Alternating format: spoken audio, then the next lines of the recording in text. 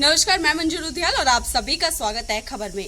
आज पूरे दिन क्या रहेगा खास, कौन सी खबर बटोरेगी सबसे ज्यादा सुर्खियां, देखिए हमारे खास बुलेटिन खबर आज की में। जम्मू कश्मीर से आतंकियों के सफाई के लिए सुरक्षा बल लगातार ऑपरेशन क्लीन चला रहा है, जिसके तहत घाटी में दहशत फैलाने वाले कुख्यात आतंकियों को ढेर किया जा रहा है। इसी बीच जम्मू कश्मीर पुलिस ने 10 मोस्ट वांटेड आतंकियों की लिस्ट जारी की है। लिस्ट में नए पुराने दोनों आतंकियों के नाम शामिल किए गए हैं।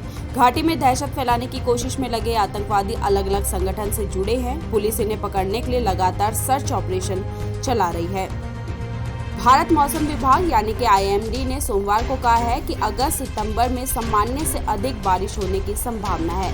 IMD के महानिदेशक महापात्र ने अगस्त के लिए जारी अनुमान में बताया कि इस महीने भी मानसून के सामान्य रहने की संभावना है। महापात्र ने कहा कि पश्चिम मध्य प्रदेश और उससे लगे राजस्थान के हिस्से, महाराष्ट्र के अंदरूनी हिस्से, जम्मू कश्मीर, लद्दाख, पंजाब के कुछ हिस्से और हिमाचल प्रदेश में अगस्त में सामान्य से कम बारिश होने की संभावना है। उन्होंने कहा कि कर्नाटक, तमिलनाडु, तेलंगाना, आंध्र प्रदेश के रायलसीमा क्षेत्र, कोणार्क और गोवा, मध्य महाराष्ट्र, दक्षिण गुजरात, पूर्वोत्तर राज्य और बिहार में इस महीने के दौरान सामान्य से अधिक बारिश हो सकती है। असम और मिजोरम के बीच चल रहे सीमा विवाद के बाद दोनों राज्यों ने एक दूसरे को इस विवाद के लिए जिम्मेदार ठहराया है। साथ ही राज्य के वरिष्ठ अधिकारियों पर केस भी दर्ज किए गए हैं। यहां तक कि असम के मुख्यमंत्री हिमंत बिस्वा शर्मा पर भी मिजोरम पुलिस ने FIR दर्ज की। लेकिन इस बीच असम के मुख्यमंत्री ने एक अहम फैसला लिया। असम के मुख्यमंत्री ने मिजोरम के सांसद बनलाल वेना के खिलाफ अपने राज्य में दर्ज FIR को वापस लेने का फैसला किया है। 2 दिन पहले राजनीति से संन्यास की घोषणा करने वाले बीजेपी सांसद बाबुल सुप्रियो ने सोमवार को बीजेपी के राष्ट्रीय अध्यक्ष JP नड्डा से मुलाकात की। इस मुलाकात के बाद बाबुल ने एक बड़ा फैसला लिया और कहा कि उन्होंने राजनीति छोड़ी है, लेकिन वो सांसद बने रहेंगे। बाबुल सुप्रियो पश्चिम बंगाल के आसनसोल से सांसद हैं। उन्होंने कहा है कि मैं सांसद के तौर पर संवैधानिक रूप से आसनसोल के लिए कार्य जारी रखूंगा। इसके साथ ही उन्होंने ट्वीट करके यह भी कहा कि मैं अब राजनीति में किसी भी तरह से हिस्सा नहीं लूंगा। राजनीति संवैधानिक पद से परे है। एक बार फिर उन्होंने दोहराया कि मैं किसी दूसरी पार्टी में शामिल नहीं होऊंगा। महाराष्ट्र में कोरोना वायरस को फैलाने से रोकने के लिए लागू पाबंदियों में सोमवार से थोड़ी राहत दी गई।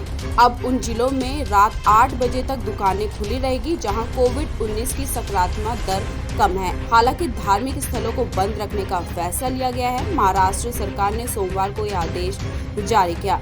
पाबंदियों में मिली राहत के बाद अब शनिवार और रविवार को छोड़कर सभी दिन मॉल खुले रहेंगे। इसके साथ ही जिम, स्पा और सैलून सप्ताह के दिनों में 8 बजे तक खुले रहेंगे। भारत और चीन ने मौजूदा समझौते और प्रोटोकॉल के मुताबिक पूर्वी लद्दाख के शेष मुद्दों को शीघ्रता से हल करने एवं बातचीत की गति को बनाए रखने पर अपनी सहमति जताई है।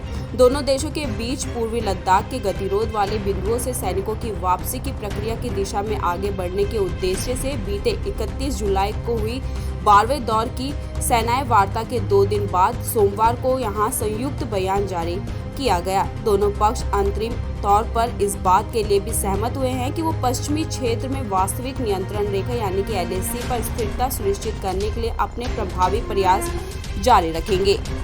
कोरोना संकट के बीच तेजी से वैक्सीनेशन प्रोग्राम पूरे देश में जारी है। इस बीच एक बड़ी खबर सामने आई है। भारतीय चिकित्सा अनुसंधान परिषद में प्रकाशित एक अध्ययन के अनुसार भारत बायोटेक का कोविड-19 टीका कोवैक्सीन कोरोना वायरस के डेल्टा प्लस स्वरूप के खिलाफ काफी प्रभावी है। कोरोना काल में यह बड़ी राहत देने वाली खबर सामने आई है।